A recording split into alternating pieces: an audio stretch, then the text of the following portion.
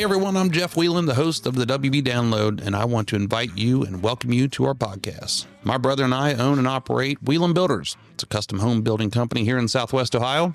The WB Download mostly focuses on interviewing folks associated with custom building.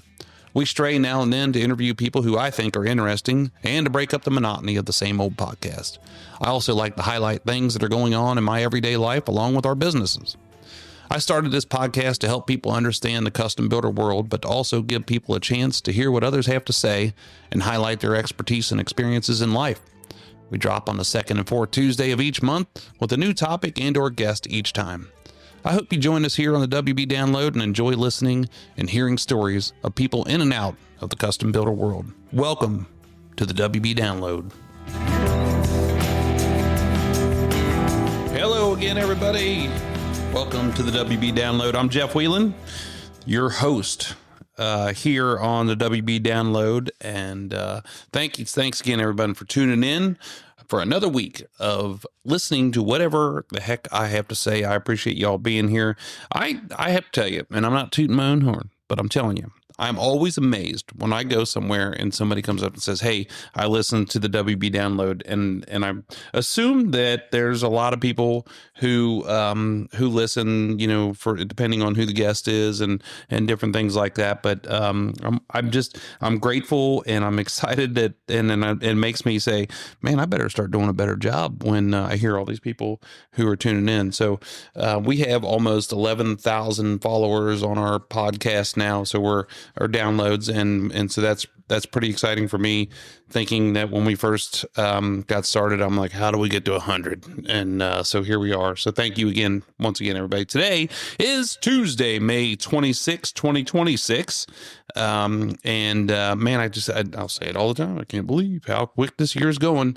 But today our guest is none other than this dynamic duo, Gabrielle Stadtmiller and Tim Enzweiler, a father-daughter combo who are designers that we work with. They design plans with us. And man, they're two of my favorite people. But then after we did this interview and during the interview, I'm just like amazed by both of them because they're the coolest cats in town.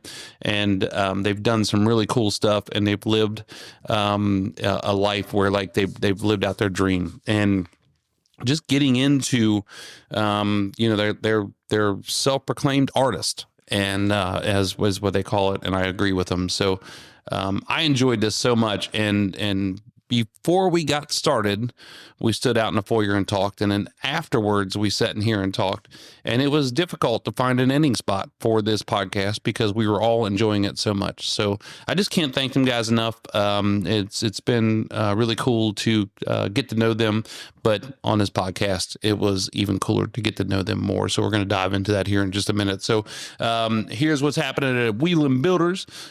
We started a new house last week, one we've been designing and working on for a while, and finally got through some different details. We tore the house down that was there. My good friend Mike O'Rourke and O'Rourke Wrecking tore the house down, one of our friends and partners. And so we waited a little while to get that thing taken down because we weren't sure if we were going to take it or not. And then we went through permits, and this thing sits about 1,400 feet off the street. So we are currently just putting a driveway in, working through some different details. We had some tree clearing to do, and there's a lot of stuff going on up there, but really cool site just outside of Lebanon. So it's nice because it's on my way into the office. I can swing by there every day and see Frank because I know he enjoys that. But anyway, also something that happened last week is that I took part in Peyton's Lemonade Stand golf outing, and Peyton Obert and her mom Jess were on this podcast. I believe it was last year. And if you know the story of Peyton's Lemonade, Peyton was, I believe, 6 years old and started her lemonade stand in order to buy gifts for the kids that are in Children's Hospital.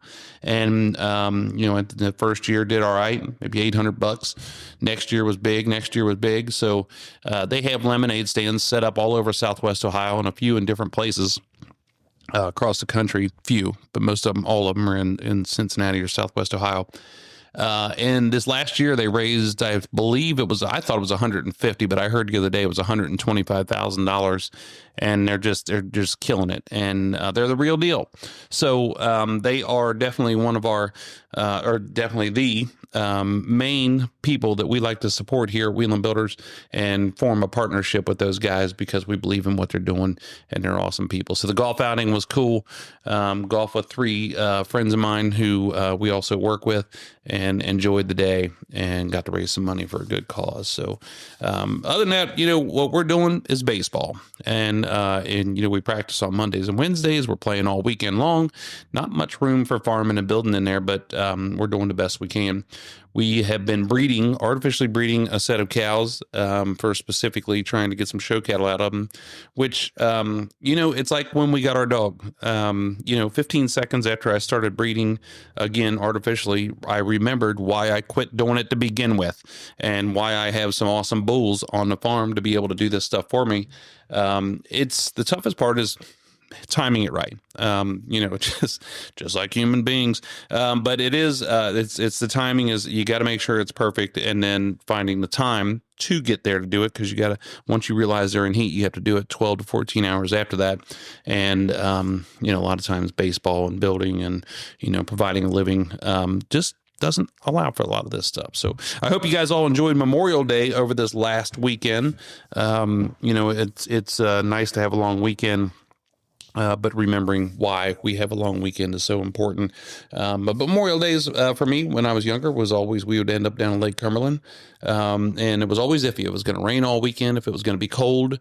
But then Memorial Day weekends became quickly, when I had the farm, when I got to the farm, was we're going to work all weekend. So, we're going to take that day to try and get some things cleaned up, because we are hosting our 4-H group at our house this next, in 2 weeks. And the kids get to do their demonstrations on their animals and show the rest of the club what it's like to get a steer ready. I think Cody's going to do a steer, and Raina's going to do her heifer, and show the kids what it's all about. And then we have our meeting there at the house after that. So we need to do some cleaning in that barn because it's a mess. But it's been cold, and we felt like winter just would not go away all the way up through the middle of May. And then it got stupid hot, and then it's been raining. So the rain has been nice. Because we need it, and but it's also putting a hindrance on a couple things that we've been doing, trying to get some things started. So that's what's happening here in the towards the end of May of 2026 around Wheeling Builders and Wheeling Family Farms and all the good stuff we got going on. So I am, again, I know I say this all the time, I'm excited, but I'm fired up for this podcast because I learned so much, and I just got to like these guys more and more and more as the podcast went on. Not that I already didn't like them a lot already, but really cool people. So without further ado, I want to introduce Gabrielle Stadtmiller and Tim Enzweiler from Associates and Enzweiler. Bring it on.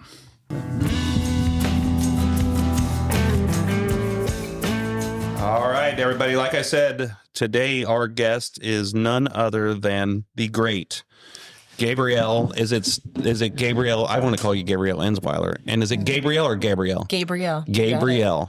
All right. You're like Peter Gabriel. Exactly. Yeah. Like I don't know like who that. that is. And Tim you what? And Tim Enzweiler from Enzweiler, and is it Associates and Enzweiler? Associates and Enzweiler. Yeah, you put your employees first. That's the key to it. Thank you. You guys are wonderful. And we just had this conversation about what you are. You're an artist who happen to be in the building industry. You guys draw some plans that we built, and so we work together. We like each other, and you guys are part of the team. I feel like you guys are anyway. We'll talk about what that means. So tell us a little bit about yourself. You are, and I had to learn this like from a distance, that you guys are a father-daughter combo. So talk to us. Tell us about yourself, what you do. How long were we working before you knew that? I don't remember. It was a meeting. So we didn't tell you right away? No, I didn't know. I had no idea. Okay. And we were in a meeting in our office here, and you did something like you were trying to show me like how long something was. And then you put your arm around Gabrielle and like you touched her in a way. And I'm like, Tim, You're out. And then, like, I think Alicia later on was like, that's his daughter, right? And I'm like, oh, thank God. So, it wasn't that inappropriate, but it was like, it was enough. So then I figured it out, and that was it. So it was probably a couple years. Yeah. I don't know. Sometimes we tell people, sometimes we don't. I'm not sure. Yeah. That's not the first thing that we announce. Yeah. I'll say. Well, real quickly about us, I got out of school, moved around the country a little bit, started raising a family, wanted to come back home. My wife and I are both from Northern Kentucky. My wife we were in Georgia or Orlando, I forget. We moved from Georgia to Orlando, worked in Orlando a couple of times. And Vicky had a root canal done with our 2-year-old on her lap. Oh. Didn't have anybody. I mean, we could pay babysitters, but at the time, we just didn't know anybody. Yeah. So that kind of iced it. We wanted to get back home. It's where our families are. Both have big families, and everybody was here. So we came back home. Got an opportunity to build a house on a lot. A friend of a friend told me about it, and he said, okay, you need plans. And at the time, I'm doing theme park stuff. Museums and theme parks. But you went to school for? I studied industrial design, which is product design, automobile design, product design. I was designing golf carts at Easy Go in Augusta, Georgia for a while. Really? Yeah. Doing a lot of theme park stuff. I co-opted at Disney in Orlando. I was going to ask you about that. Way back in the day. And went back to Orlando 2 or 3 times, worked for 2 or 3 different companies doing theme parks.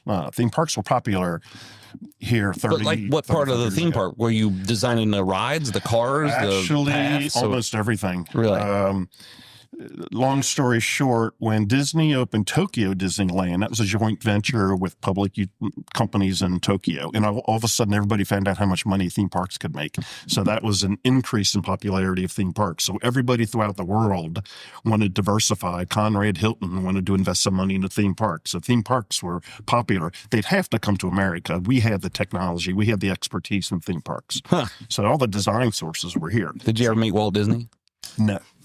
Did you ever see that? There's plenty of movies been made about him, but it's so that mind is so cool and creative. Yeah.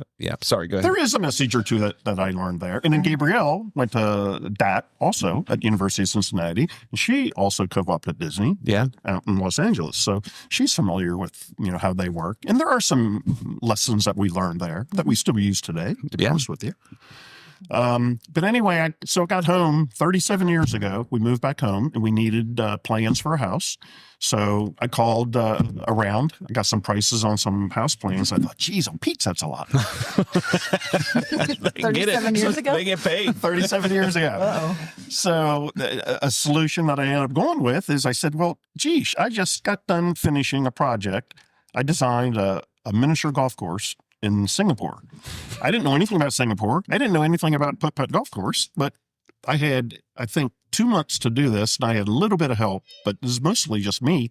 So you learn, if that's the assignment, if that's the problem, then you solve the problem. Yeah. So I thought, well, hell, I'll design a house. That's awesome. So I designed a house, and that grew rapidly. I did that house, and then the builder said, hey, can you draw this house? And then a customer said, hey, can you draw me a house? And then that customer went to 2, 3, 4 different builders to get While bids. you were still working your While I was still normal job too, right? Yes, still working. And you're in Kentucky at this point. In Kentucky. And what was your normal job in Kentucky at that point? I was working for a company called Forec. We were doing museums, theme parks. Fiesta, Texas, and San Antonio. Man, was a big project. We did a lot of work on Union Terminal, converting that into the museums there. So continued doing theme park work, and we did everything from conceptual stuff. We would go to a different country and spend a week there listening to their wants and wishes and desires, and we'd come up with a site plan while we were there in a day or two. That is so cool. Yeah. Gabrielle, what's it like to have the coolest dad in the world? I just got lots of souvenirs from all Yeah. those places. I think I wore some of those outfits for about 5 years that you would come home with. That's got to be. I mean, that's creativity and artistic adventure that at its finest, to be able to do that stuff with a theme park of all places. But what made you? I mean, you're following in your dad's footsteps, or was it just you had a natural artistic ability? What? Maybe inadvertently. I don't think that was the initial thought or goal, but I guess it does just kind of happen. I don't know. I'm in high school and I'm thinking, what's next? And I don't know. I loved school. I did. Yeah. It sounds really lame, but I did. And I think I found that I like this right brain, left brain balance. So I didn't really know what that was. Applied to a few majors within DAP and went full steam ahead. I think like he touched on DAP. So I was in DAP at University of Cincinnati for 5 years. Part of that program is 5 semesters of co-op. Absolutely invaluable. Oh yeah. Best experience as a 22-year-old. Did you do it all different ones, or did you do the same company? A little bit of everything. Yeah. Yeah, I moved to Chicago. So I think I was not even 21. I moved to Chicago at age 20. It was wild. Mom and Dad drove me up there.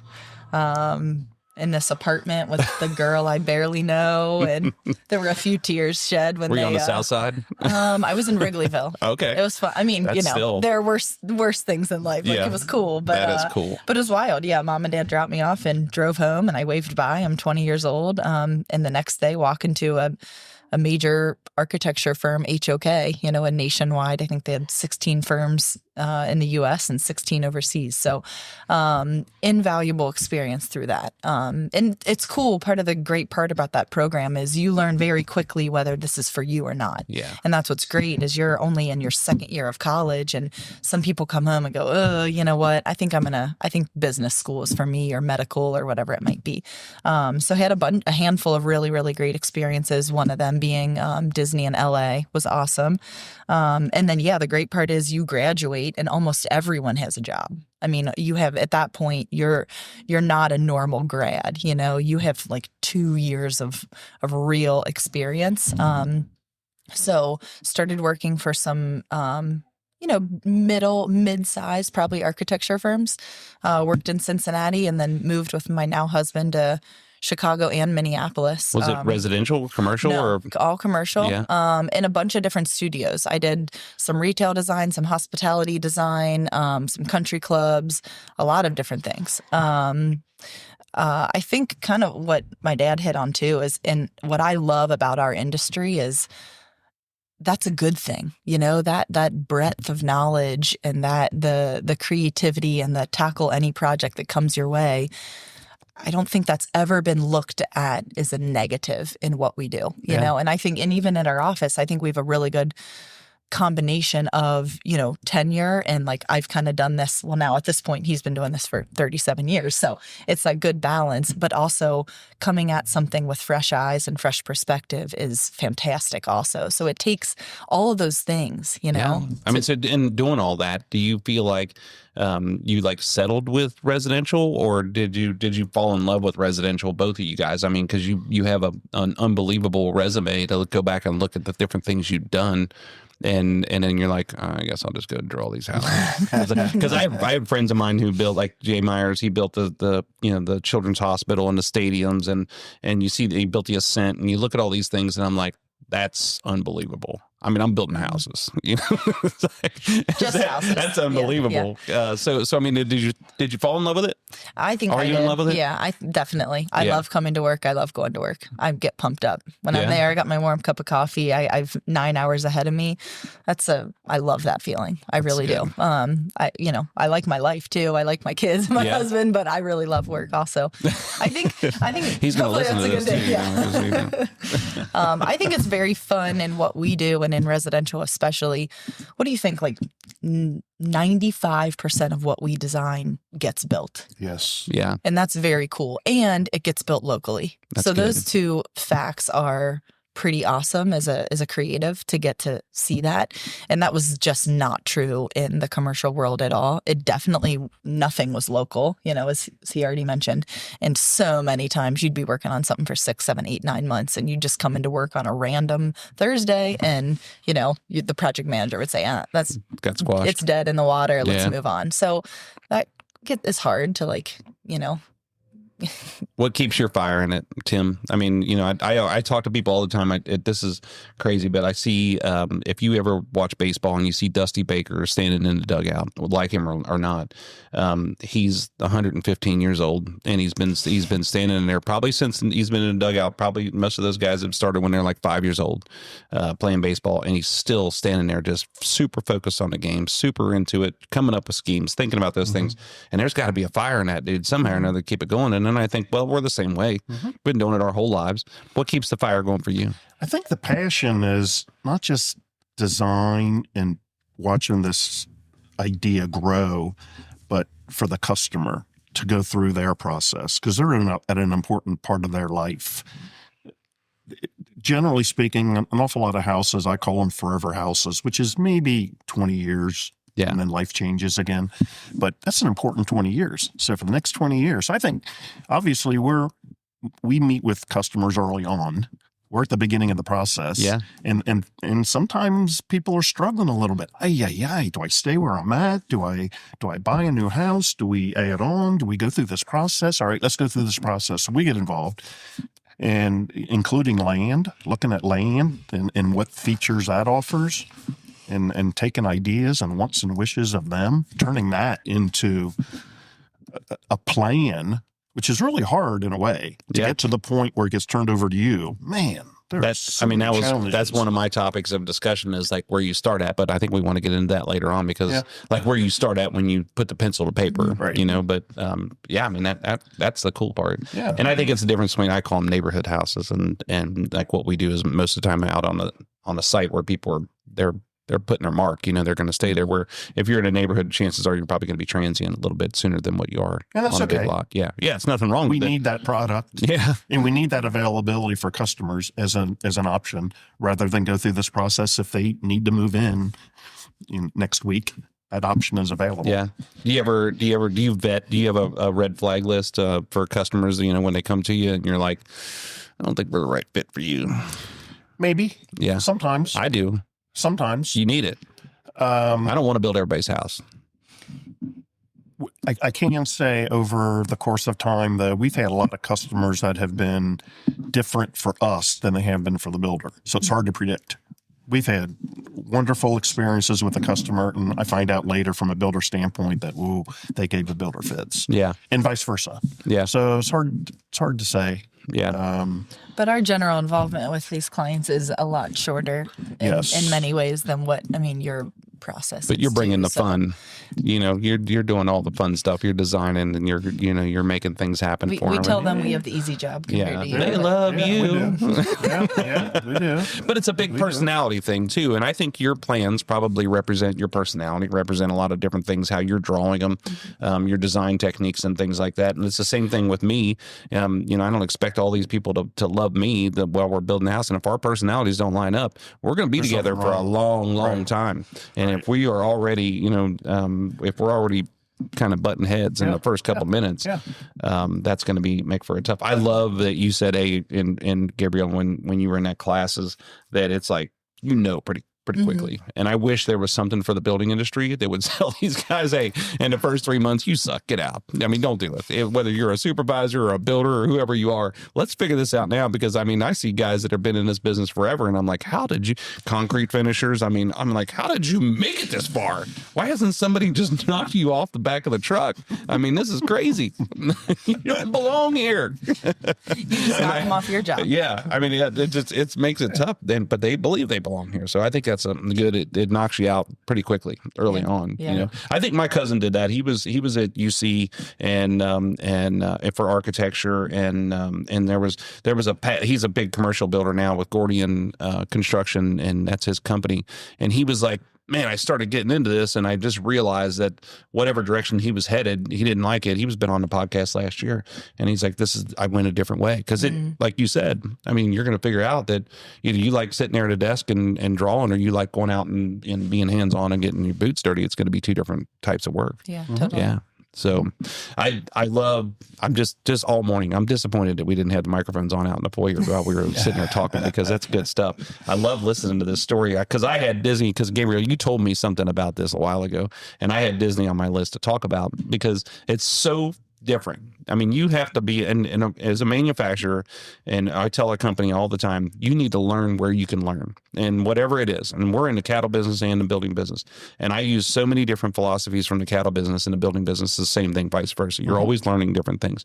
I had a friend of mine I grew up with, had a boat dealership, and I learned so much from him and his dad working together and selling boats and being honest about things and just different ways you could do things. And it's just a whole different industry. So you always have to be learning. I think it's so cool. But Disney, man, I mean, that's awesome. And plus, you're designing automobiles, and always, every time somebody talks about designing automobiles or copyrights, which is another thing I have on my list. You ever seen A Flash of Genius? It's a movie about the guy who invented the intermittent wiper.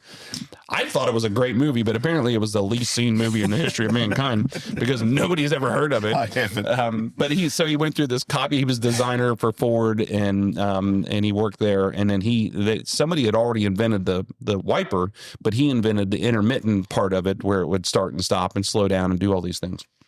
Well, Ford takes it, and they don't give him the credit for it. So he fights for the rest of his life, loses his wife and his family about everything. And they finally give it to him, and they figured it out because there's all these copyright rules, which was, it was reminded me of you. I'm telling you this whole story. Maybe that's why nobody's seen this, because by the time I'm done talking, I just tell them about what it's all about, and they're like, well, we don't have to go watch it now. So how many people do you guys have working for you now? We have six people. Six people. And we talked a little bit about this before. So it's when we went from more family to more employees than we did to have family, that was a huge transition, because you got to have job descriptions, you got to have directions, you got to have, like, this is how you open the door, and this is how you lock the doors, and all those kind of things. So do you have that, or is it more of a relaxed atmosphere? I want to say it's more of a relaxed atmosphere. We don't have titles. I think we're all designers. I love the word designer. I think there's other terms, titles, but I think they can be demeaning. We're all designers. Designers are problem solvers. We are in a cabin, a log cabin, 20 by 30 roughly, with the second floor. It's cozy. But there's an opening in the ceiling of the first floor, so we're all open. All six of us are there. We have no privacy, good and bad. Well, there's bad to that, but the good is we are constantly interfacing, constantly. Sometimes we get up and go to another station and say, what do you guys think of this? Sometimes we don't even turn around from our station. We just ask a question. Yeah. Hey, does anybody know this? It's amazing. After I have another employee, Kathy's been with me 25 years. We've done thousands and thousands of houses, and it's amazing how we still can get to a stumbling block, and we need another set of eyes to look at it. That's why you have a team. Struggling with this bathroom for 45 minutes. What do you guys think? And somebody can say, well, just move this over there. Doesn't that solve it? And it's like, oh my gosh, yes. Isn't that amazing? It is. Yeah. It's crazy. And I mean, of course, the Bible says we're not meant to do anything alone, but but it is for us or our team, and for the same thing for your team. It's not just there to everybody has a task. It's there to support each other, and that's super important. I run into that a lot with customers, where they're trying to draw the plan themselves, and they cannot believe that they could just sit with you guys for an hour and you're going to come back with something awesome, and so I'm like, hey, I can't even do this. I mean, this is why you guys are here, because you have this artistic, unbelievable craftsmanship in your head, and designers. I mean, you let them go do their job. That's difficult. What we need to do is identify the problem. In problem solving or decision making, that's step number one, identify the problem. So that's all we need to do. Let's gather the information. What are we trying to achieve? Yeah. I built a $3 million house for a guy one time, and all he wanted was his arm not to hit the sidewall when he was shaving in the morning in his vanity area. Did you succeed? I hope we did.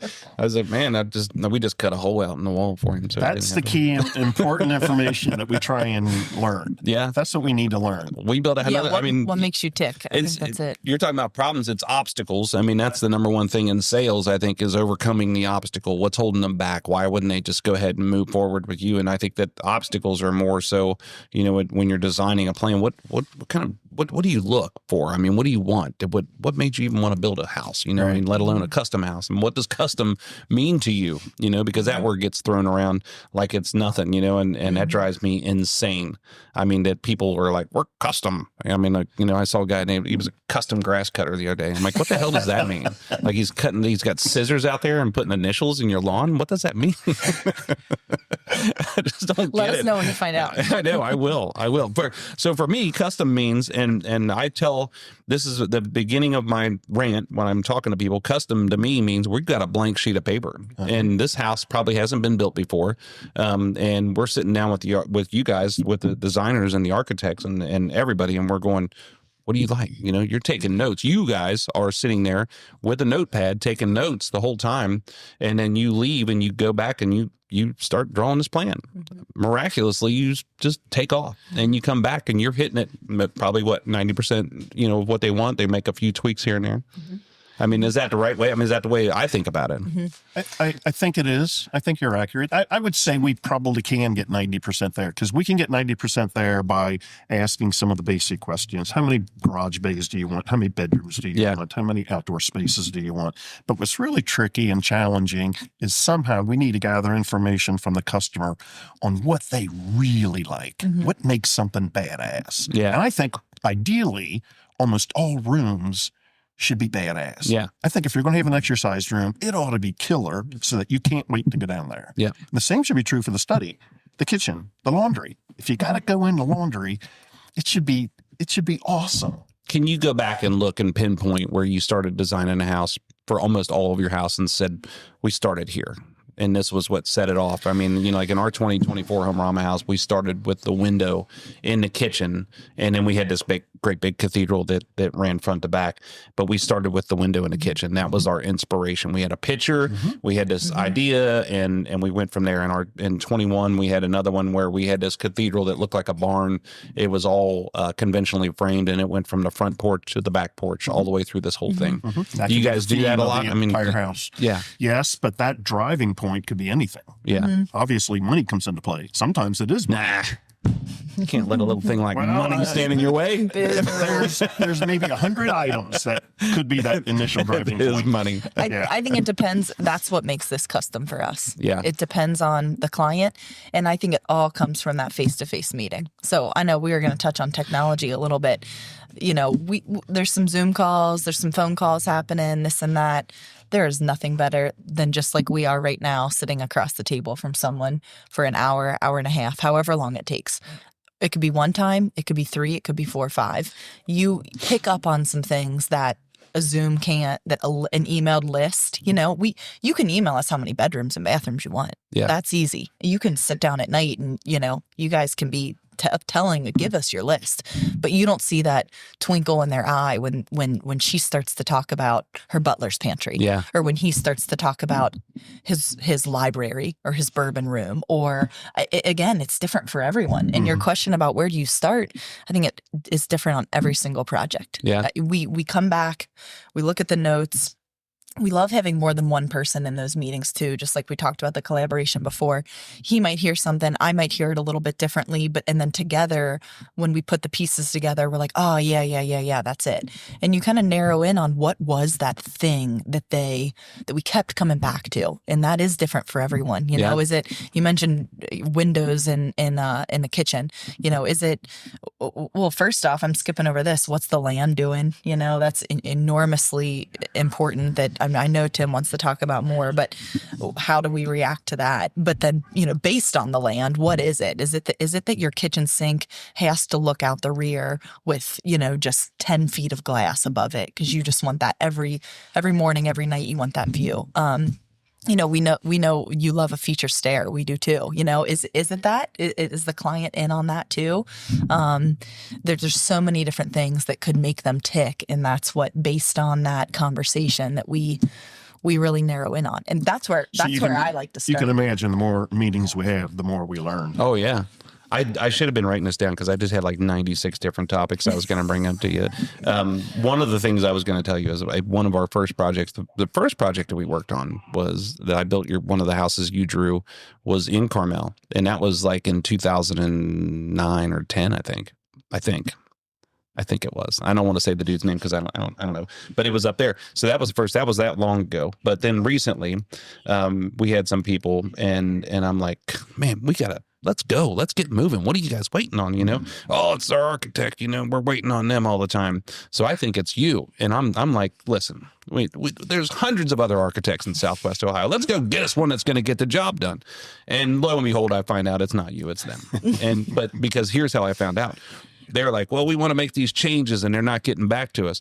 Well, we finally get on a Zoom call with you guys, and Gabrielle's got your CAD system pulled up on the Zoom call, and they're like, well, we've been wanting to bump this wall out, and you went like this, and it bumped it out, and you're like, is that good? And you're like, yeah, that's good. And I'm like, this is what we've been waiting on. Oh my gosh! And you were done, and you did that like 5 or 6 times in that meeting, and I'm like, this is amazing.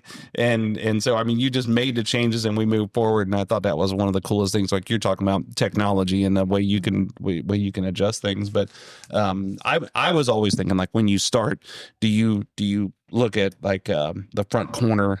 Do you look at are you drawing a great room? But you're saying, I mean, hey, if they said, hey, this is the greatest master bedroom and bathroom in the world, did you draw the bathroom? And then you're like, all right, let's incorporate that.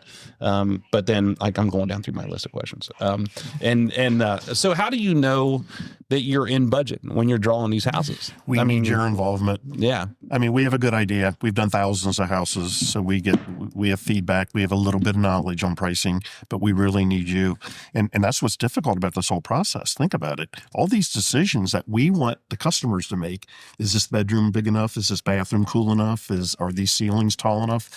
A lot of these are price sensitive. Oh, yeah. And they can't make those decisions until they get pricing. Do you want to upgrade the garage from 3 or 4 car to 5 or 6? Yeah. Well, it depends how much I'm spending on the bathroom. How much am I spending on the kitchen? Yeah. So that's why I really believe the best attempt at solving this is to have a good relationship between the design firm and the builder all at the same time, and the client. Yeah. All 3 parties have to work together. I agree 100%. But on the other portion of that is that when you sit down with people and they're like, let's bump this room out 2 feet. And now that 2 feet turned into another steel beam, another tripler or doubler or something that's going to run across there. We had to add a gable to it.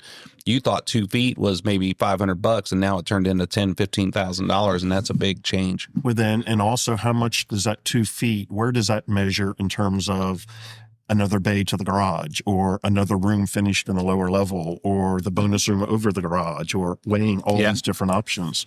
Yeah, because it's hard. No matter what the budget is, generally speaking, almost everybody, no matter what your economic profile is, we all like nice stuff. Yeah. And we all want nice stuff. That's why you're building a new house. Yes. You like new. You like brand new. But it's a bummer, because I really think what's really important, and maybe we'll talk about this later, but when we meet with people early on, we need our customers to dream a little bit. Oh, we need to know what those dreams are. Because again, when you come home, the ideal solution for us, the ideal project for us is when, after it's built, customer comes home and they get a smile on their face when they drive up their driveway. And we don't want it to be just that first time, but for the next 5-10 years to have that satisfaction. And we like that. And the same thing with going into their exercise room or their study or their laundry. Yeah. So how do we get that information out? How do we find that? Yeah. How do we find those hot buttons for customers? And I mean, do you feel like you need to introduce some of that to them? I mean, sure. Like sometimes they don't realize Push how cool is, Correct. Yeah. But it's hard for a customer. Yeah. Because they don't, within reason. Now, a lot of this is subconscious too. We can talk about budget. We can talk about how big you want your bedroom. We can talk about this and that, but even they don't know. Yeah.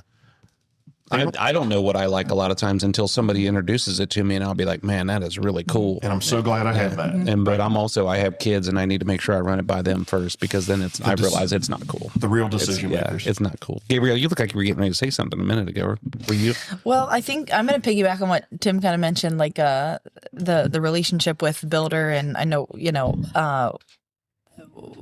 like really to tee this off and to make this a successful project, because we deal with a little bit of everything. We get people that come to us that are going to, God help them, try to build a house themselves. We get people that may not be aligned with the builder yet. Yeah. And I think to his point that the great relationship that we have, even specifically with you guys, it's just going to make for a more successful project because it's a very open, very healthy relationship between all three parties. And I think if we get a sense that, this thing might be trending one direction or the other, we talk to you guys all the time. It's not going behind anyone's back. It's just an open discussion that's going to be really beneficial, we think. And subs and suppliers, we talk to them also. Mm-hmm. Yeah. Well, I mean, that's a whole nother topic of discussion. And I feel like we should just start talking about these things as they come up because now you'll figure out how my brain works. But like the usage of materials, when you think about what kind of floor joist you're going to use or where you're going to put a steel beam at, or, how do you lay out those truss designs and all of those things, is it the structure that's driving that, or how are you determining if you're going to use an I-joist or a web joist, or if you're going to use a dimensional lumber, or what are you going to do? Well, customers all like nice stuff, right? And nobody wants any columns in their basement either. Right. So we're back to judgment calls. What is a good solution and what is not? What is crazy expensive to achieve very little? Yeah. So it is tricky. They wanted, granted, like really nice quartz and high level countertops, and then we put these really expensive 18-inch floor joists in there, and they're like, your money went here, and they're like, well, correct. Yeah. I want pretty things, not working things. Yeah. But you also didn't want any columns in your basement or any, any drops, any HVAC drops or whatever. But I think that's where it goes back to that right brain, left brain balance too, is you have to balance, this is what they want and this is what we want to create. There also has to be a level of, thoughtfulness to it as well. So it's kind of, it's that balance. I don't know, finding that sweet spot. One of the things that you do that drives me insane, because this is the way my brain works, is I want all the floor joists to run front to back. And you will get to a certain point in the house and you'll turn them. And I'm like, why did you do that?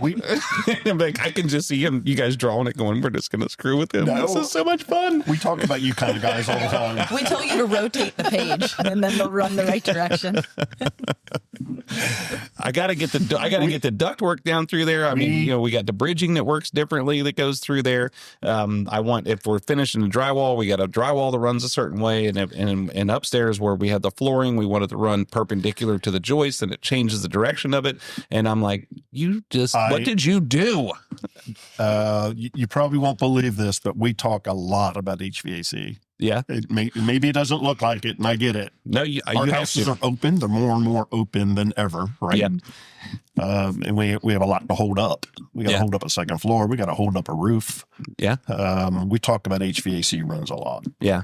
It's a huge, and I was telling you about the interview that I had with Brad Elkowitz the other day, and we were talking about the efficiency of heating and air conditioning systems. And I think that all of that stuff is some of the most underrated things, because I think I sometimes think that people look at it and go, we could probably do it with one system. Probably. We could probably do it with a 3-ton. And why aren't you running the manual J and the manual F on it? Why aren't you taking into consideration where the system's sitting at and getting away from flex and running all steel pipe and getting those things? I mean, increase the height of the foundation and just leave everything dropped where you need to. I mean, that's more important. So I think that's I'm so glad to hear you say that. We do think about it a lot. And it's interesting. We kind of hinted at this, I guess, but our whole company is very client oriented. I mean, at the end of the day, it's all about them. The same is true for you. You're building the house for them. Yeah, I work for them. Invariably, too, a lot of homeowners will want the furnace tucked away in a corner somewhere. Right. Mm-hmm. And we're trying to offer some guidance. We say that there are going to be additional conversations you're going to have and options on different systems, but a little bit of common sense says, boy, if you're creating energy here and you want it to go all the way over here and then up and over, man, there's not going to be anything left to it when you get there. Insulation and HVAC is about resistance. Same thing with plumbing. I mean, all this stuff is gravity for the most part, and you want the least resistance in every single one of those portions, and it just, people don't understand that. But I think I feel for the client too, because what they receive from our package is it's floor plan heavy, it's elevations, etc. And some of these subs, and they might not be documented. I mean, you tell me, Jeff, but like, do you feel like, are your HVAC suppliers showing a client where? Oh, I thought you meant like U.S. citizens. I'm not getting into that subject. They are. That doesn't matter. No, I know what you mean, and some of them have been. They feel like they've been doing it that long that they don't need to draw it on paper. They already know how it's going to go, right. and but they forget, and especially in heating and air conditioning in a custom house, you're going to have built-ins, and you're going to have different things that aesthetically we need them to work, flow-wise we need them to work, and there's going to be cabinets, and maybe sometimes you're going to have a run coming out of the toe kick. Sometimes you're going to have one at the edge of the island. You have to know if there's an overhang on the island because you can't put it underneath there where chairs are going in and out of it all the time. If we've got built-ins in the great room, you don't want to put a cold air return in the built-in. I mean, and there's nothing that drives me more crazy as if these guys are trying to just get one cold air return to work for the entire house, or get it, and they're like, well, it works on paper, and I'm like, no, it doesn't. Yeah, it doesn't work. So I mean, it's such a big part of it, and I think that really probably starts with you guys, like how you're designing the house and how we allow that to happen, and it's tough. I mean, every especially if you're building a 2-story, back in the day, every room was divided off. I mean, it was an enclosure. Right. And so you had plenty of walls, I wonder if the art dealer business has gone downhill because there's no walls left to hang any art on. So I mean, if we had plenty of space, now it's it's probably like your office. Everybody wants to just walk in. Yeah. Maybe just hang a curtain across the master bedroom and that's it. Yeah.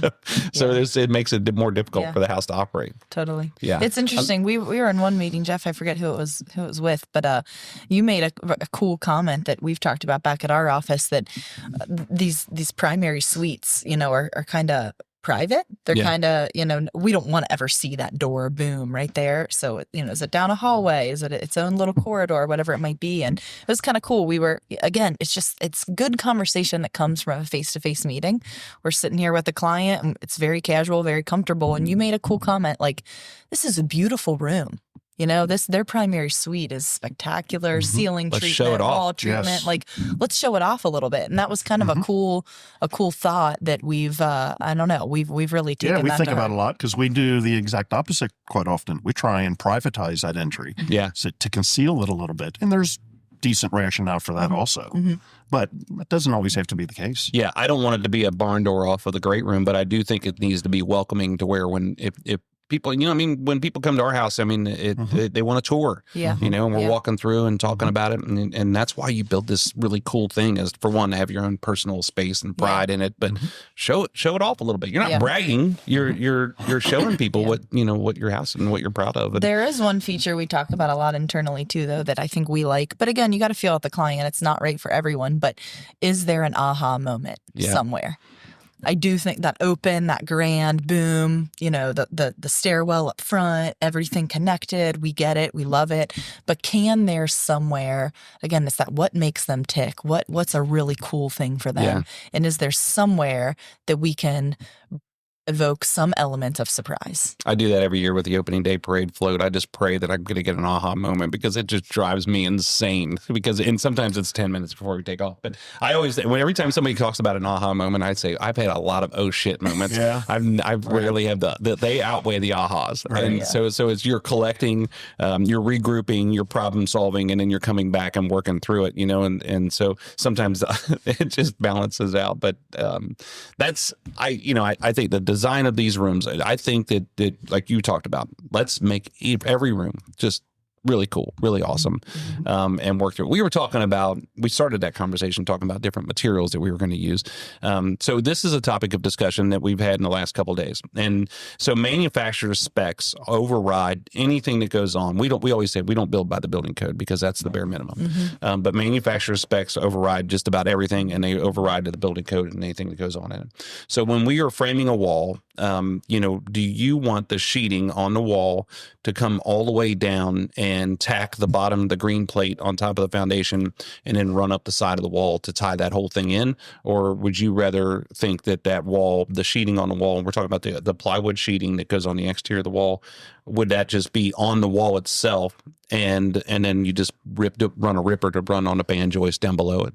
I think structurally it's better to tie into the sill plate.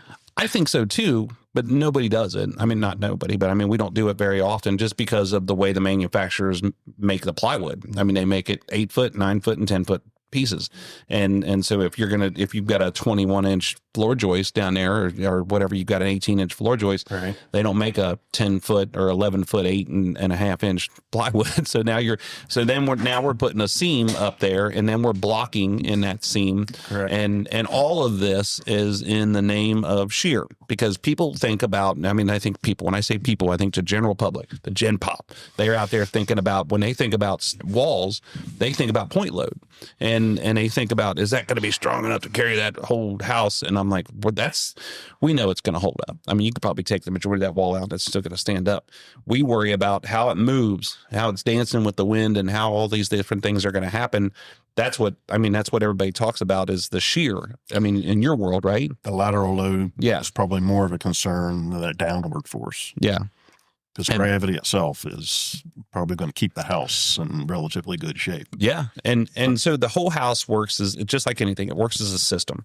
So I always take a cardboard box. You know, everybody's got Amazon now, and you take that box, and if you cut the tape on the bottom of it and the top of it's open, the thing will wiggle and fall, and it'll crush down to the ground. But if you fill that whole bottom floor of it and tape it up, now it's stronger. And now if you take the top of it and tie it in and you tape it and you get it, now it's really strong. And that's the same as the house. So that's why we have the basement floor holding up the bottom of the foundation walls. You have the subfloor, the wood frame holding up the top of the foundation walls. It's super important. One of the, again, most underrated things is the bridging, tying all those joists together. Now you have a monolithical portion of that subfloor, the decking that's holding the top of the wall. And then the same thing going up. We've had this discussion a lot in code conversations and different things, because most of the guys that are building out there think that bolting the green plate to the top of the foundation is the dumbest thing in the world, and because the whole house is going to blow away, and you're going to have a foundation and a green plate sitting there on the top of it. And so, which brings me to my point with that sheeting, running it all the way down. It's just a general topic. It's not like it's completely wrong, but as a manufacturer's world, is it better to do it a certain way? So I think the goal of all of this hurricane stuff is that, from what I understand, is that if there's an F5 tornado and it's coming through and it's 20 miles wide, what we're trying to do is reduce the radius of the F5 tornadoes. We're trying to get it to be 15 miles wide, because if tornado's coming right now and it rolled them right through the core of here, we're all gone. It's done. But that's only a certain portion of that tornado, and then you start getting out on a wider portion. We're trying to reduce the damage in the path of the tornado for the hurricanes and all these different things, to reduce the damage that happens to it. That's the philosophy that I've been talking about with people. So when we do all these little things like this shear and this plywood and the braces, the corner braces, and all these different things, if there was a massive, catastrophic storm coming through, we're trying to reduce the amount that it damages, not, just be like, well, it's coming, we're all done. So that was, I'm glad we talked about that. How much of it is engineered determination, and how much of it is philosophy, theory? And it's also in the first chapter of the building code, it's interpretation, which is bullshit. Yeah. But what's interesting, I think failure sometimes is considered catastrophic, but really failure is, it doesn't need to go to that level. Failure in a house is going to be when twisting, rotating, movement, lateral load movement causes settling, causes drywall cracking and seams to pop, and so on and so forth. Yeah. You know what I mean? Yeah. So that's the concern. Now, to piggyback on what you said earlier about lack of interior walls, we have more and more glass too. Yeah. It's a challenge. Yeah. Everything is a challenge. I mean, it's so, we were talking about, like, how do you stay current on technology and these different things of what you got to learn. And most of that probably goes back to, you guys tell me, it goes back to listening to other things. Sure. You probably belong to different architectural associations or home builders associations. And you can probably look at, and and you could probably look at different things that, the Simpson, one of the greatest companies in the world. I mean, they make all of our metal ties, our straps, our nails, the hangers. They make everything. That would be another cool job. I mean, you could go from Disney to Simpson. That would be really neat. Right. So they make all these different things that are talking about the strength and the shear and like what we're talking about with the bolts and stuff. So technology that tells us, hey, this is the way you can design this thing, and this is the way you can make it better. I don't know. You tell me. Yeah. So when I talk about philosophy and theory and interpretation, that plywood, when they send the way the plywood works on the outside of the wall, and I'm not talking to you, I'm talking to the people listening. You guys know this. They have a nailing pattern for the outside of the edge of the plywood, and then they have a nailing pattern that we're supposed to nail on the inside of the plywood. And then they'll talk about, hey, should we leave it overhang to run down to the joist, or should we leave it up on the wall? It's the same thing for the roof sheeting, same thing for the hurricane straps. But then, is this a philosophy, a theory, or is it factual for us to be able to do that with that plywood? And then the other thing, I take this expansion joint and I wrap it around all the interior corners of our basement floors. And when we pour the concrete, we feel like it's because concrete always cracks on the corners, or it always cracks. We're trying to reduce that. That's a theory, and we could do it all, and then it could all just crack the hell back. We'll see if it works or not. But better be safe than sorry. It's worth a try. And so just like what you guys do, I would hope that is that you try it, and if it doesn't work, then we revamp it. I mean, you're the designer, and you're. So how many times do you? The other thing because I keep thinking about these things when you were talking before, Gabrielle, is how many times do you get out and go walk the lot and see how it lays? A lot. Every time. Yeah. Every time. Yeah. So we mentioned, meeting the client at least once. The more the better. Yeah. Absolutely. The more the better. And we did skip over that a little bit, but the land dictates everything. Everything. Period. Yeah. If we ever get a call, we ever meet with someone and they don't have land yet, we'd love to talk. Let's get together. Almost 10 out of 10 times, we're not going to draw anything. Right. It's not a good use of anyone's, effort at this point. Again, let's get together, let's chat, but we got to know, where are the views? What are our setbacks? We work on everything from acreage to urban infill, where we're talking about fire rating and, down to inches. Yeah. So that does dictate everything. It absolutely does. I talk to people all the time. I say, I'm going to go out and see how it lays. And they're like, what are you talking about? And first of all, land is the biggest liar in the world. I mean, it's the biggest deceiving thing you've ever seen in your entire life, because I'll look at it and it'll be a grassy knoll. And I'm like, man, that's the flattest lot I've ever seen in my life. And then the fescue will come off of it. And then we'll get out there and start shooting grade, and it falls 6 feet from left to right on, 200 feet. And I'm like, screwed that up. Lots of clients. How's the land? Flat. Yeah. It's like, no, in our area, it's probably not flat. Yeah. And I always, and so, and for those listening across the world, Southwest Ohio, we have a east side, west side kind of thing. And if you're on the east side, you're probably going to find somewhat of upper east side, you're going to find more of a flat, normal lot. You get down on the river, the hillside district, you get over on the west side. When somebody calls me and says, hey, I've got a lot over in Coleraine, and I'm like, oh, I can't wait to see this. And you get over there. It was pretty expensive too. We got a good deal. Well, yeah, but I mean, those guys that build over there all the time, they're like, this is old hat, not a big deal. Yeah, I mean, it falls 90 feet off the street. We're going to plant it right here on the hillside, and people love it, and it's going to be great. And I get over there, and I'm like, this lot, I'm not even going to look at it. This is crazy. So it's a completely different philosophy. But how it lays is left to right. Does it fall? Correct. I mean, is it 2 feet on the one side and 6 feet on the other? Can we get exposed windows on it? Is it going to be a walkout? Which side is the garage going to be on? Trees, hills, creeks, drainage, sun setting, sun rising. Sun setting. I was going to ask you about that. How much does that come into play with you guys? Because that's one of the most underrated things. I have a compass app on my phone because people want to know. I mean, is the weather going to be hitting it on all sides? Is the sun rising and setting in your bedroom? It's huge, because over the years now, we've had so many reports of people that have outdoor spaces, and 10 years goes by, and they've never been out there, if they don't go out there. So again, subconsciously, they might not realize why they don't, but they don't go out there because it's just uncomfortable. Right. And that goes, I was going to say this before, architects and designers have a saying is that you will enjoy or you will feel comfortable in a space and you don't know why. And it could be the height of the walls. It could be the casing. It could be the paint color. It could be the way the sun's sitting on it and baking out there all the time. And I mean, and that's something that's that factor that you guys have, that edge that you guys have, that somebody just the gen pop, they don't have it. I mean, and I think that's so important to think about. And I think to piggyback on the land thing too, it's us assessing and okay, how does this impact the house? But then it's also, is this what the client wants? Yeah. Did they want a pool? Okay.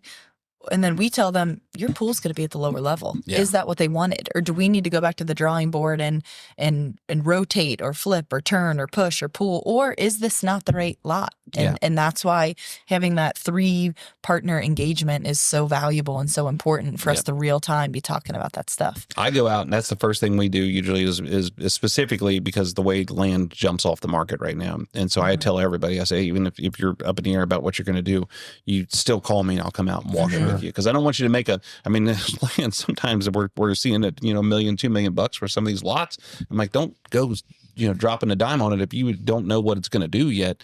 And so that's the first thing. And then the next thing, before we meet with you guys the first time, we want to get out there and walk it. And you're going to see things differently than I do. You're going to see things, and start tossing around ideas. And it's a think tank, like, what are we going to do? So the grading, not only talking about access out of the lower level, either doors and or windows, but even slope of the driveway. Land can look pretty flat and everything can look fine, but a driveway sloping up 2 or 3 feet, that can be pretty significant. Oh, yeah.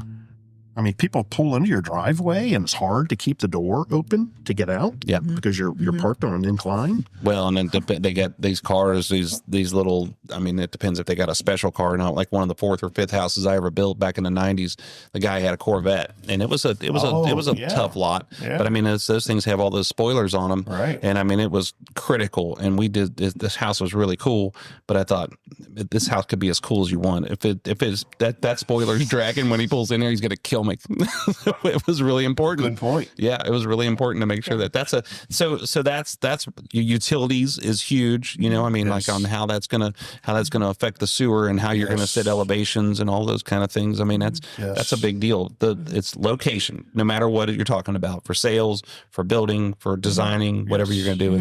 It's about the location of it. Right. And I think something we talk about too is you mentioned $1-2 million lots. You can have a really expensive, beautiful lot, but if you design or implement, I don't want to say the wrong thing, but it is kind of true, you can totally devalue that opportunity. And we believe the inverse can be true too.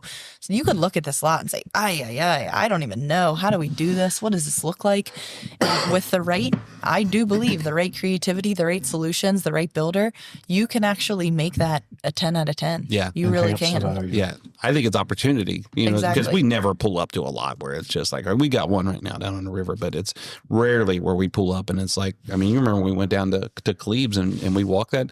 I had a guy say to me the other day, he's like, well, that lot was so perfect and so beautiful. And I'm like, are you kidding me? It wasn't. No. When you and I walked up to that thing, they took all the spoils from the neighborhood years ago and just dumped it up on there. There was just shit everywhere. Yeah. You couldn't even walk. We had to fight our way to walk through that thing. And even then we're still trying to figure out how what's the slope, and the slope is up, not slope like, well, we're going to get a walkout on it. It was rough. And that's really difficult to see. That's fun, isn't it? Yeah. That's the fun part. So much fun. And I think about too, is that you don't realize how other people are deprived. Maybe they like it, but we get to drive all over the place and see some of the coolest places all over, some of the most beautiful scenes in Southwest Ohio, Northern Kentucky, wherever it is. It's just super cool. Super cool. What are we not talking about? What do you guys want to talk about? What's on your mind, Gabrielle? You look like you're just chomping at the bit to start talking over there. Finally, my turn. Oh, when did you get here? Did you just get here? Thanks for showing up.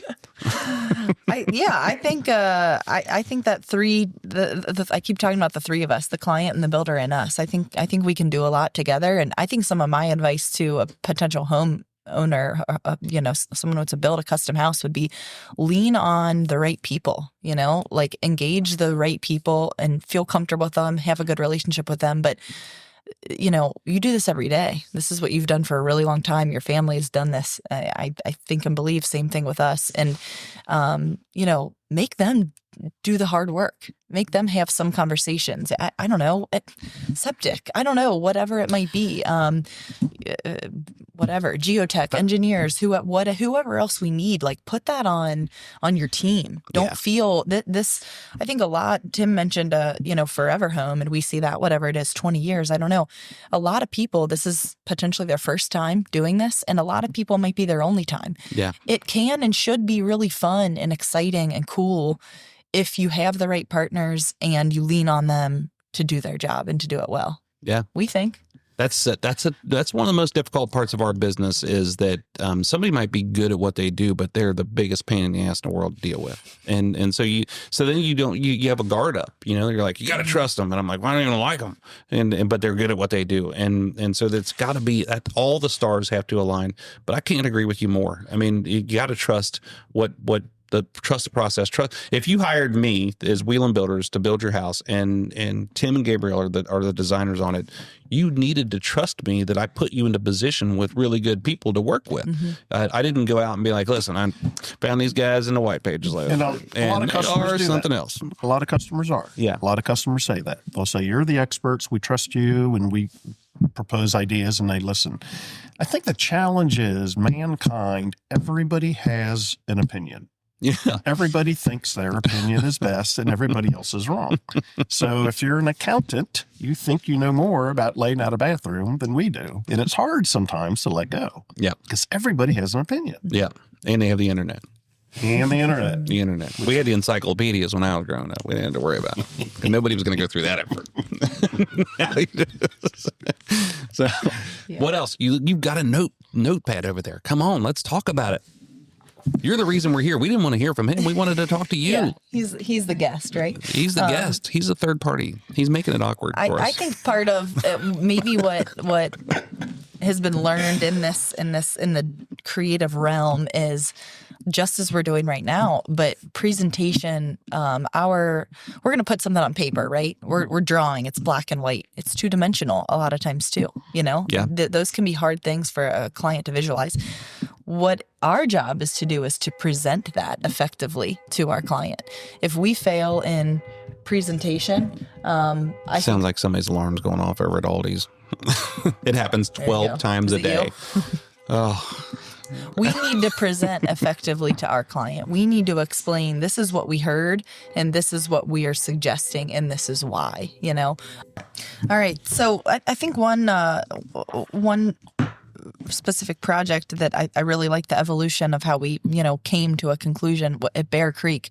And I'm trying to think back to that very first meeting, exactly what they told us. And it's cool. I don't think they knew exactly what it was, and that's fine, but we can feel it. We can sense it a little bit.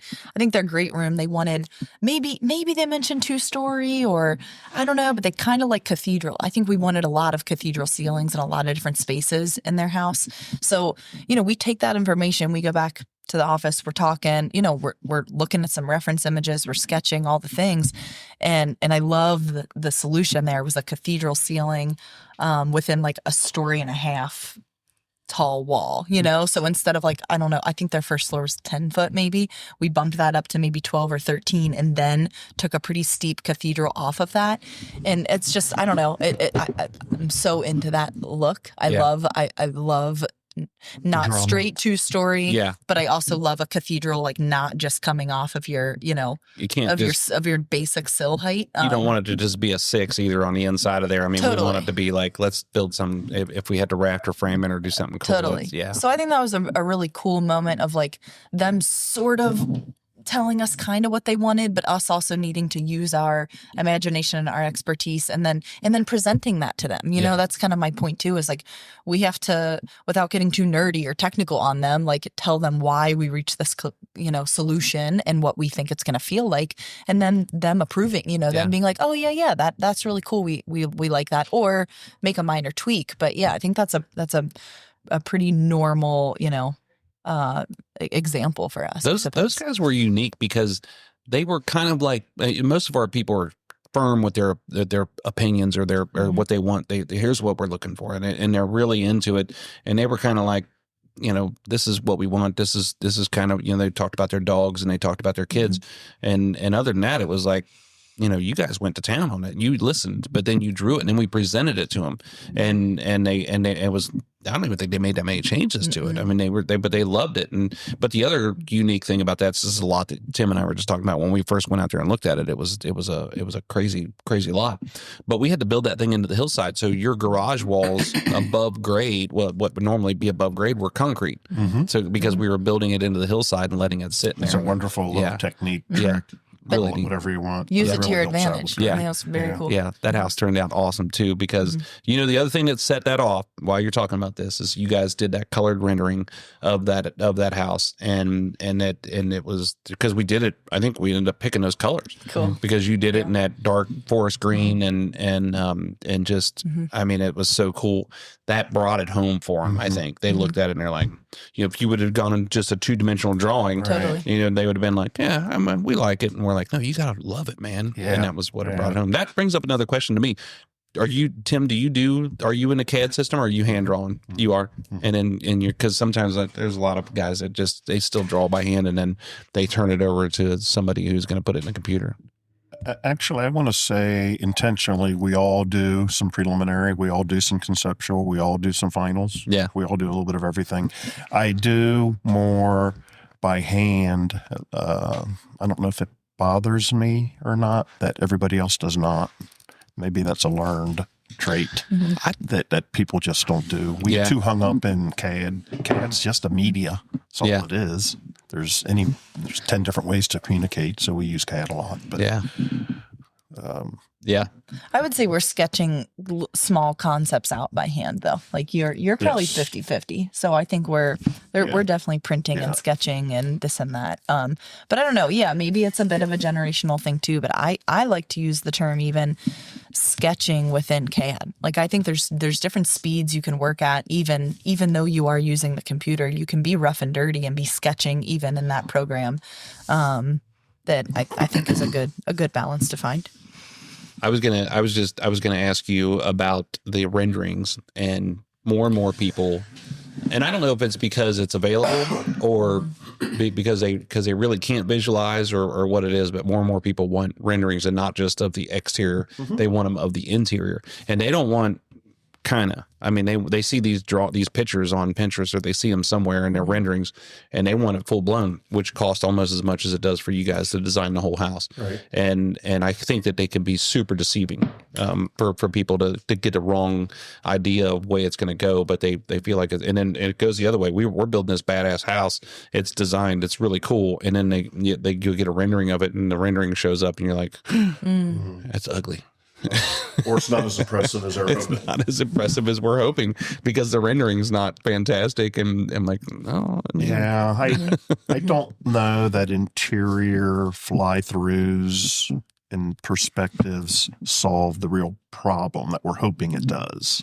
I don't think it does. I don't Exterior, I think it can really bring a 2-dimensional black and white image to life. Yeah. And that helps a lot. Yeah. It's really hard to read depth. And it is. And we recognize that and we try and facilitate that as much as possible. Yeah. But that's our challenge is to communicate that to customers so they do know what to anticipate when they move into the space, what it's going to be like. So I'm with you, Jeff. I mean, that's definitely an integral part of our process for sure. Back in the day when they were blueprints and you guys had all your really cool handwriting on them and all of that stuff, that was a take back for the customers. They were like, oh, this is so cool, and you had to have like a 9,000 CFM fan just to print the plans off. I mean, that was really neat.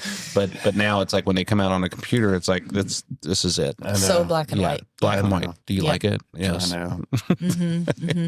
You're going down through your list, girl, because I got some things to talk about. Go for it. No, I want to make sure this is about you, not about me. Because if you give me the opportunity, I'll just keep talking. I was in a meeting yesterday, and I told these people, I said, I'm going to give you a chance to talk here in a minute. What else you got? Have you ever heard of a Kansas City mullet? No. It's where should I have? It's where you put Hardy on the front and vinyl siding on the sides and the back. That's so discouraging. There's people who do it. Oh, well. It's horrible. The custom building field is heavily influenced by the production industry, like it or not. All of our customers see that. They see the production builds. So, I mean, a lot of Why our would you do that? a lot of our shows, a lot of our home shows, a lot of our open houses are custom built houses. Yeah. It's but Jack Rupp from Ashford Homes told me that one time. He's like, that dude's got a Kansas City mullet on that thing. And I'm like, what is that? And he told me, and I just started dying laughing because it's unfortunately it's true. So I will say one thing that we really value from a client is some exterior imagery. And that is a loose term. That might not even mean a picture of a house. It could mean like a mailbox. I mean, it could mean, it's like, give me that, what makes you tick? Like, we can tell a lot from, I don't know, a sill detail or just something that kind of a little brick detail that gives us a little bit of a flair, a feel for what it is you're after. And I would say exterior, like, we don't need floor plan. Again, like, that's kind of our job to put the pieces together. But that exterior, we like a little something. It emits style and character and attitude. Yep. Yeah. And we ask customers what they like, what they appreciate, and they kind of tell us, but again, they don't know. But when they send us 10 pictures, and most notably, we can see what isn't in those pictures. We learn as much from that as we do what the actual pictures are. Yeah. I tell people that all the time. I'm like, you could bring us 10 pictures and the architects and us will look at it and go, well, you like this. And they're like, well, why do you think that? I'm like, because it's in every single one of the pictures. And you didn't realize it. Right. Elevation is probably what happens. I know what happens in production world is there's no valuation that goes with an appraisal for the bells and whistles on an elevation. Exterior material. There's no appraisers just ought to be just beat the crap out of anyway. But when and I'm not kidding.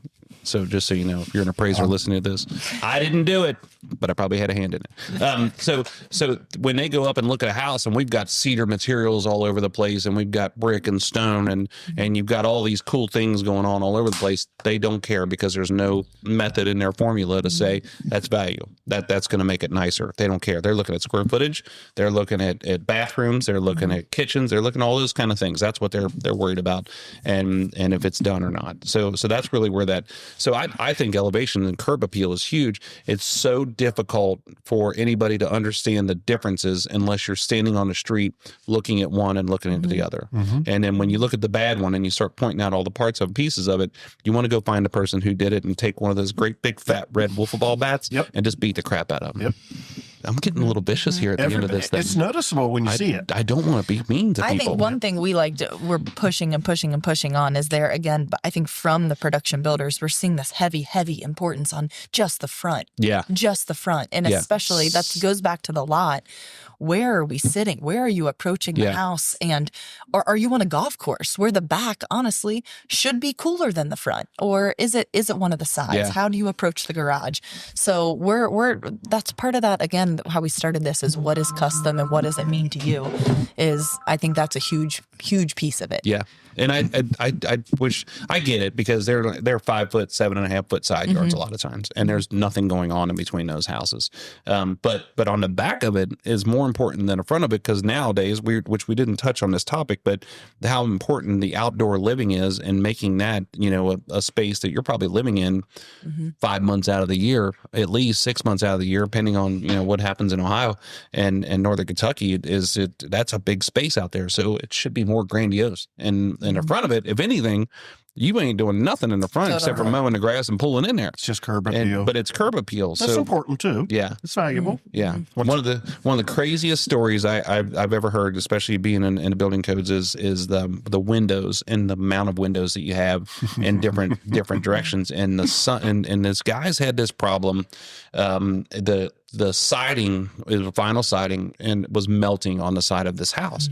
And they kept coming back and replacing it. And the homeowner is going to sue everybody and they're going to kill it. And what they finally figured out is the pitch of the sun is hitting one of those 4x4 fixed windows over their garden tub in this production house.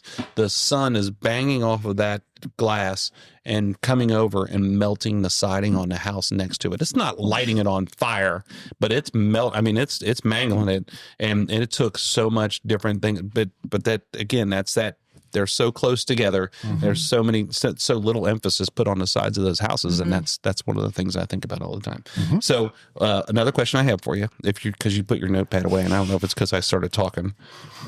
This is about you. It's not about me, but let's talk about me. What's it like working with your dad? Awesome. Is it? Yeah. You guys get along? Do you ever have like knockdown dragouts, or are you guys always just? I would say it's a little easier to communicate with her than an employee. Yeah. I don't have to be this PC with her. Yeah, you're getting touchy-feely with her in a meeting. I mean, that's pretty obvious. Well, there's a side story we could tell you about that, too. Oh, I already told him that. Is that where you guys were down at Disney and you were eating and they thought that you were his girlfriend? Yeah, it was uncomfortable. We were in a private booth, like overlooking the fireworks. Raina and I were at Kenwood a couple weeks ago because Cody and Shannon were doing something, and we're walking around the mall because this is what she wanted to do, and we went to Maggiano's and ate, and she said the exact same thing. She goes, and she's 12 and I'm 52. She goes, I hope nobody thinks I'm your girlfriend. I'm like, girl, I said, I hope I'm showing you the love where they think that you're my girlfriend. Yeah, wait 10 years. Yeah. So I mean, I worked with my dad for a little while, and I thought we were going to kill each other, and so it's a matter of personality. I'm probably not the easiest person to get along with. You know, he always told me I wanted to start at the top and work my way down. But so I'm always interested in that dynamic because it's tough because I think of Christmas and Thanksgiving and think of all those different things where you have to still be cordial. And do you have other kids? Yes. Yeah. Yes. How many kids do you guys have? 3 total. Yeah. And do they think, because me and my brother work here and then my sister hasn't worked here, and I don't know if that affects the way that they look at like, no, them guys, they're all buddies. I don't know. You never asked them? Well, don't ask them. Don't let them listen to this. We can edit this out then. You guys are doing a good job. Well, what's it like for you to work with your dad is one topic. What's it like for me to work with my daughter is another. Yeah. Which is interesting. Yeah. All 3 of our kids, we're pretty close. I want to say generally we're pretty close, and we see everybody very, very often. So I don't know that I really need that from her because I see her enough anyway. Yeah. But I'm just saying, the biggest advantage I have. A couch out there. You want to lay down on a couch? She's a really good designer. Yeah, she's a good problem solver. She's in our industry. She's really good at knowing. It's so subjective. Our work. Sometimes we need to commit 2 days worth of study on something. Sometimes we just it needs to be a 10-minute phone conversation. Yeah. It's hard to figure that out. Oh yeah. It's really difficult. Yeah. Working at different speeds. Yeah. It was intimidating for sure. So I moved back here and I kind of thought maybe always sort of, this is what I'd want to do. I thought that was always in the back of my mind. I wouldn't say it was like the master plan because he's like the coolest dude on earth and has told me a million times, like, if this isn't for you, like, leave tomorrow. Yeah. Like, do what's right for you. And I truly know that he's being honest about that. I will say didn't think too much of it, got into it, learning, just getting some time under my belt. And about a year or so in, I was like, oh, this is kind of intimidating, actually. Like, if I hate this and I'm just like, oh, see ya, Dad. Like, that is kind of more pressure than I probably knew I was taking on initially. But luckily, I do really love it. I think it all worked out well. Very cool boss, very, very casual, very maybe too chill of a place to work at times. Maybe every now and then he should potentially crack the whip a little bit. But turn some tables over. But also when you have a good team and you have good coworkers, I think that there's everyone trusts and respects him to the nth degree, and there's just a level of not taking advantage of him or not just working hard, really working hard. Yeah. Tim, that's a good point to bring up because, you could be, kind of misguided. And if you're a parent and you're working with your kid, you're like, this is so great. And you're kind of hooded by the fact that maybe they aren't great at what they're doing, but you're just so excited that they're there. But you make a good point that, man, if they're awesome, and it makes everything so much better. Yeah, I don't know. Other people might be able to say, but I don't think I'm biased. But again, I don't really know. Yeah. But when it comes to work, I think getting the work done, keeping customers happy, all of that takes precedent over, I know she was up late last night with the baby, so I'm going to take it easy on her. Yeah. Yeah. You just keep, business kind of overrides it. It's more important. Yeah, that's for sure. I think about, I mean, my kids are 14 and 12, so, but my son and I, we work together all the time, and we're in a farm. All three of us or four of us are working together all the time. And one of the most things that I realize is I probably just need to shut up. I mean, if they don't want to talk, then why am I continuing to talk? You know, I mean, not all the time, but a lot of times, you know, I mean, the conversation, I'm having a conversation, I just keep drilling something, and I'm like, God, shut up. What am I doing? You know, he's already told me he doesn't want to listen to me. So, but they're my go-to. They're my trusters. And when I think about working with my kids, I know that I can say, hey, go do this, and it's going to get done. It's going to get done the way I want it to get done. I can rely on them, and I don't have that, they're not good enough to do it. And but I the same thing though, when working with them, I don't know the direction of this company, because I'm not going to sit here and go, you're going to come work. You're going to be a builder. You know, you want to do this. I don't want them to do that. Right. I want them to do whatever they want to do. Where's life take them? Don't be forced to come and do this and see how it turns out. But I think it's great. I think it's something that happens to be able to work with family that we take for granted, because I see, especially in the cattle business, where people are gone 300 and something days out of the year from home, and I see people who travel and they're over here, and the rest of their family is in somewhere else in the United States, and maybe they talk, they just don't have that connection. I mean, it's super cool. I mean, I get to talk to my parents and get to talk to everybody all the time. Yeah. So added bonus for sure. Added bonus. One other question I had. I know we got to wrap this up. But Leanne's going to have a fit because she hates it when it goes over an hour or so. But it's okay. I don't mind if it goes 3 hours, because we're telling your story. So what's your legacy? What do you guys think? What do you want life to be about as you move forward, and somebody's going to talk about you? What do you think that's going to say? This wasn't on the paper. No, actually, hence the silence. It's quite unfair, actually. You can call me later, and I'll just tell people what you said. I don't know. I don't know about a legacy. I think life is short. Life is valuable. It's changing. It evolves as we get older. Kids get older. I don't know. I don't think I care about a legacy. Yeah. If there's an image, a message, or something there, I think that ought to be presented while I'm still here, as opposed to waiting until I die. Then people say, "Oh, he did this or did that." Yeah. So I don't know. You're also talking to one of the most humble people on earth. So yeah, I think that even this what about discussion you, Gabrielle? is maybe outside of maybe some normal conversation you would have. What's your strong point? What do you want people to think about? I think accepting a challenge and hopefully blowing it out of the water. Yeah. I mean, I think a couple weeks ago, that's what, if there's a theme here, I think that we love the word designers. That is an all-encompassing term to me. I feel almost every morning when I wake up, I am a designer of the outfit that I put on. Yeah. I think that I'm designing the dinner that my kids are going to eat tonight. I think and you can take every single moment that you have as an opportunity to excel and exceed and present something new and face a challenge.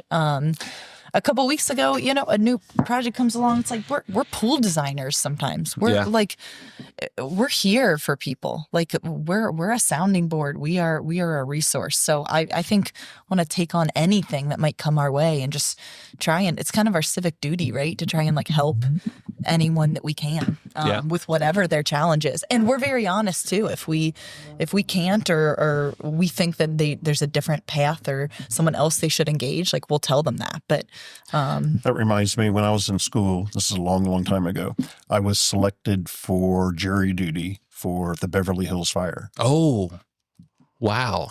Yeah. Did you do it? Did you get on? Well, I remember going to my professor at school and said, "Hey, can you help me get me out of this? My God, this could be 2-year trial or something."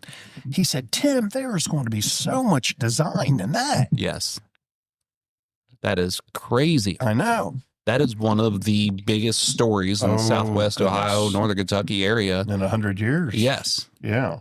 And in fact, that's why, you tell me if I'm wrong or not, but that's why we use copper to copper wiring as opposed to copper to aluminum wiring. Wasn't that what it was? Of things. They felt like the copper wiring was going into aluminum fittings, and when it got hot, the aluminum stretched, and then the wire bounced back and forth in there, and that's what caused the fire. But then the materials. You were on the jury duty. Tell me what the verdict was. No, I got off of it. I'm taking 20 hours a semester in school, and he says, "Oh, that would be so cool." I'm thinking, man, help me get out of this. I heard somebody say the other day that they had the Boy Scout clubs going down there and not stacking bodies, but I mean they were going through and trying to. I think they were taking things out of people's pockets that were possible, and they were putting them into their doing something to recognize them, to find identity. And they had just young kids walking around. It's just horrible. Now that you bring that up, I don't want to end this episode. What was your problem? Design is everywhere. Well, I agree. I was at a funeral earlier this week for a guy when I worked in college. I worked on a farm up in Johnstown, and we sat there, and they're all heartbroken. He had a heart attack at like 82 years old. Just one of the funniest, greatest guys. He was in the National Guard for like 30 years, and their one son. I mean, just not mention you're talking to people the whole night and hearing everybody tell stories. We were laughing so hard, sitting there listening to his son tell these stories. I mean, I had tears coming out of my eyes. We were laughing so hard, just one thing after another. That's a good legacy. It's that's what I'm talking about. I mean, it's like you don't need to say this is my legacy. It's going to come natural, and I mean, just to hear the funny things but the loud voice of how are you, and concerned about how you're doing, and talking about everything that they've got going on, and that was his legacy, and it was just really neat to be able to hear that. And I'm the same way. I don't know if I have a legacy. I just want to make my wife proud every single day, and you want to build these awesome houses and do right by your customers. And I have a feeling, when you get to a funeral, everybody's like talking about how great the person was, and I have a feeling people are going to get up and be like, God, Jeff, he was such an asshole. I mean, no way. he was so difficult to work with, and but I you've never been to a funeral like that. Like this guy, they went out and paid a bum $20 to come in and say a few words for him or something like that. I don't know. I would encourage you guys. I'd had to do this, is to dig into my core values for the company and come up with 4. And I had a business coach that gave me a list. It's 20 pages long, and you pick out these words that mean something to you, and then you have to put it and say, what are my values? What do I want all this team to believe in, and see the vision that I have for this company, and the same thing. What's our mission and the things that we're going to do? And it's a tough task because you think it's easy. Like you're going to look at this word and then you find another one that's better, and it kind of breaks it down for you. And it's just it doesn't have to be anything you have to do, but it definitely is a challenge. So it's kind of fun. Yeah. But hey, I can't thank you guys enough for coming in here. I feel like we could probably talk for another couple hours, and I don't know if we've covered everything you wanted to cover. I think Gabrielle looks a little bit disappointed, but we're gonna keep I just on. need another coffee. Yeah, we can do that. So I'm grateful for you guys. I mean, we talk about all the time here at Wheel and Builders, who's on the team and what does that mean? You have Wheel and Builders' best interest in mind, which means that our company and our employees and our customers, that you do a great job, that you're good people, that people want to deal with you, all of these things. And you have passion, for what you're doing. You'd love it, and which is how we started this whole conversation. So, and it's cool that you guys are a father-daughter team, and that I know that. So thank you. Thanks for taking time. Thanks for being here. Jeff. Thank you for having us. No, we're glad This is awesome, and we love every project with you guys. It's heck yeah. Yeah. It's fun. It's fun. Definitely. We're doing some of the coolest stuff in the world. So hey, this is Gabrielle. Is it Stadtmiller? Stadtmiller. You got it. Gabrielle Stadtmiller, who's Tim's daughter, and Tim Enzweiler from Associates and Enzweiler out of Northern Kentucky here on the WB Down.